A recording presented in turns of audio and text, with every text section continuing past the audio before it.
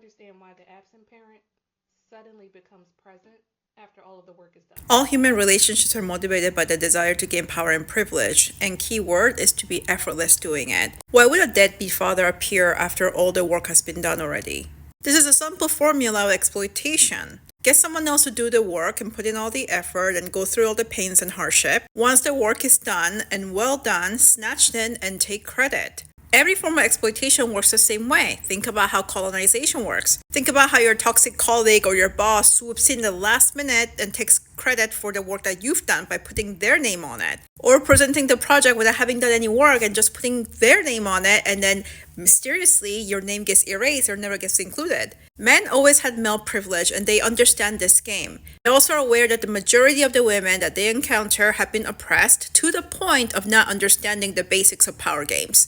I hate to break this to women, but if you've been picked because a man has assessed you as low risk. While it felt really good to be picked, when you actually understand the reason of why you're invited to be his wife or girlfriend from the perspective of power, then you may feel otherwise. Those who understand how to play power games, in this scenario we're talking about a male, a father, they also know that they have the advantage that comes with privilege. The unconscious desire people who have been conditioned since birth to look up to them, revere them, and want them. The more highly coveted you are in this society, i.e., the more privilege you have, the less effort you can put in because people desperately want you. So how does this translate in a single parenting scenario? That means the low effort parent, the father, has the power to show up last minute after all the work has been done by the mother, and the children who've been starved of the attention of the father, who grew up without the privilege of having their father protect them and fight for them,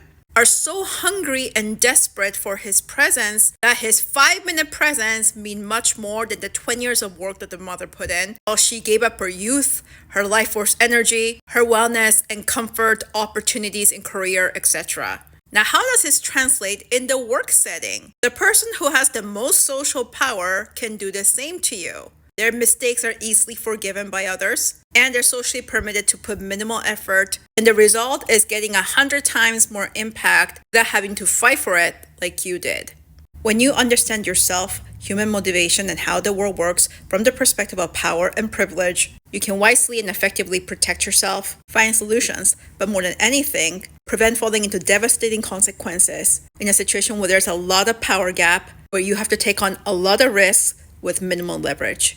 For you to have a comfortable self-life, you have to make decisions where your leverages are greater than the risks. The main power hierarchy that rules humanity is capitalism. Understanding power is survival.